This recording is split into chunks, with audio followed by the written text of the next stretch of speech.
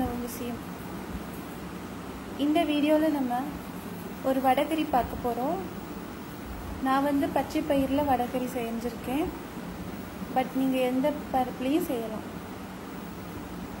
So அதுக்கு first பச்சை பயிரை ஒரு 3லேருந்து 4 மணி நேரம் நல்லா ஊற வச்சுக்கணும்.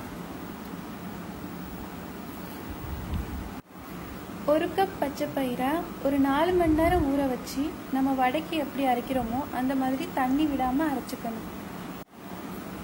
இந்த மாதிரி கொர கொரன்னு அரைச்சி எடுத்துக்கணும். இப்போ இதோட ஒரு 1/2 டீஸ்பூன் சில்லி பவுடர், 1/2 டீஸ்பூன் உப்பு, பெருஞ்சீரகம் அதாவது சோம்பு அது ஒரு 3 டேபிள் ஸ்பூன் போட்டு நம்ம நல்லா பிசைஞ்சு எடுத்துக்கிடணும்.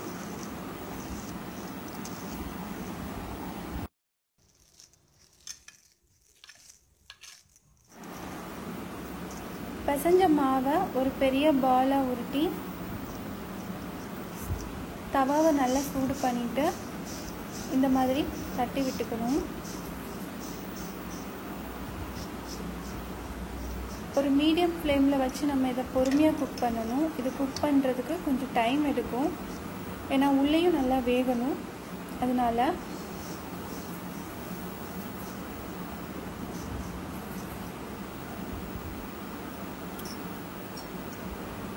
நார்மலாக நம்ம எப்படி தோசை திருப்பி போட்டு நம்ம வேக வைக்கிறோமோ அதே மாதிரி இதையும் நம்ம நல்லா வேக வச்சு எடுத்துக்கிடணும்.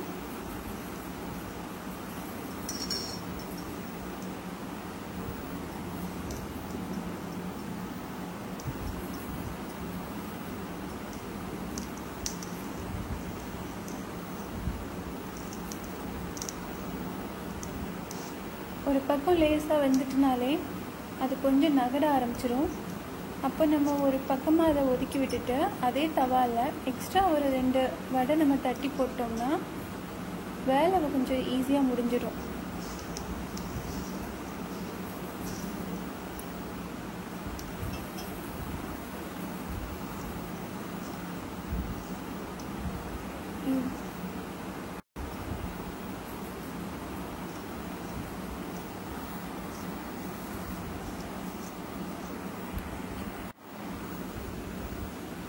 ஸோ நம்மளோட வடை ரெடி ஆயிடுச்சு. இது இந்த அளவுக்கு இருக்கணும் பார்க்குறதுக்கு.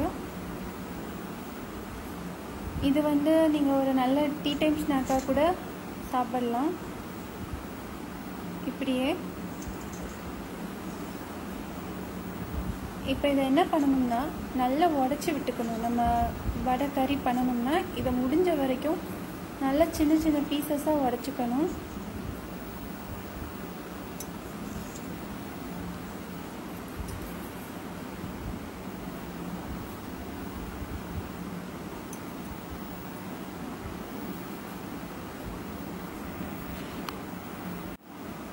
இந்த மாதிரி சின்ன சின்ன பீசஸாக உடச்சிக்கிறணும். இதை விடையும் முடிஞ்சால் நீங்கள் ரொம்ப சின்ன பீசஸாக உடச்சிட்டா ரொம்ப நல்லது. இப்போது கடாயில் ஒரு 3 ஸ்பூன் எண்ணெய் விட்டு சூடு பண்ணியிருக்கேன். ஸோ அதில் நான் ஒரு 2 ஏலக்காவை உடச்சி வச்சுருக்கேன். ஒரு பட்டை, ஒரு நட்சத்திர சோம்பு போட்டு லைட்டாக வறுக்கணும். இது கொஞ்சம் வறுப்பட்டதும் இதில் வெங்காயம் சேர்த்து வதக்கணும். அதுக்கு நான் ஒரு 3 வெங்காயத்தை நீளமாக கட் பண்ணி வச்சுருக்கேன். அது கூட ஒரு பச்சை மிளகாய், கொஞ்சம் கருவேப்பிலை இதெல்லாம் சேர்த்து நம்ம போட்டு கொஞ்சம் சால்ட் போட்டு நல்லா வதக்கணும்.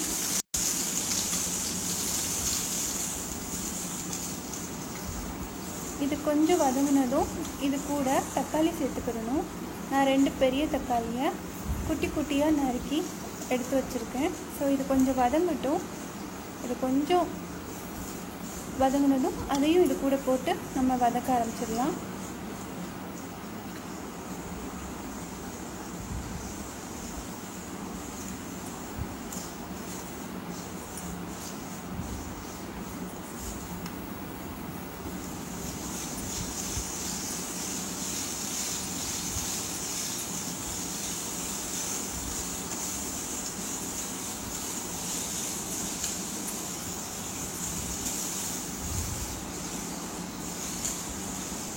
ஓகே, இப்போ ஓரளவுக்கு வதங்கிடுச்சு.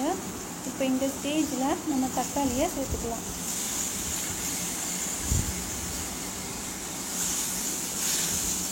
இது நல்லா குழையிற மாதிரி நம்ம வதக்கி எடுத்துக்கிறணும்.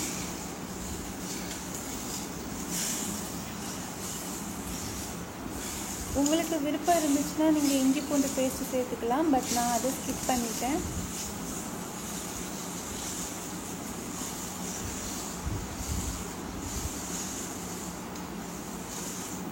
இது நல்லா வதக்கணும்.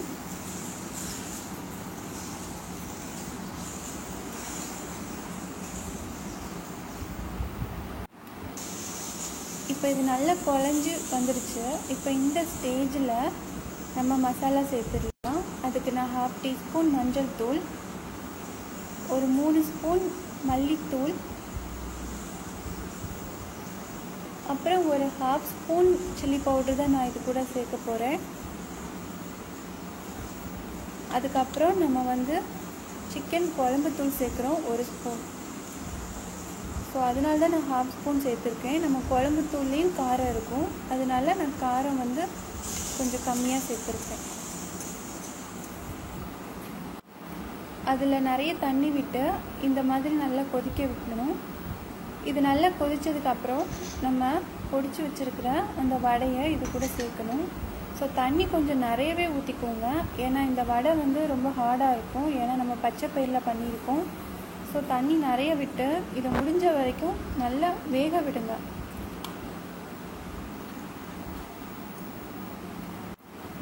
ஓகே, இப்போ நான் வடை நல்லா வெந்துடுச்சு. இப்போ இந்த ஸ்டேஜில் நான் ஒரு 2 ஸ்பூன் அரிசி மாவை தண்ணியில் கரைச்சி ஊற்றுறேன். இந்த அரிசி மாவுக்கு பதிலாக நம்ம ஒரு 1/2 கப் தேங்காய் கூட நல்லா பேஸ்ட்டாக அரைச்சி விட்டுக்கலாம், ரொம்ப நல்லாயிருக்கும். ஸோ இது பார்க்குறதுக்கு இப்படி தான் இருக்கணும். வடை வந்து நல்லா தண்ணியை உறிஞ்சும், ஸோ தண்ணி கொஞ்சம் எக்ஸ்ட்ரா விட்டுக்கோங்க. ஃபைனலாக நம்மளோட கிரேவி நல்லா கொதித்து ரெடி ஆயிடுச்சு. இப்போ கட் பண்ணியிருக்கிற மல்லிக்கீரையை அதில் போட்டு ஒரு வாட்டி நல்லா கலந்து விட்டுக்கலாம்.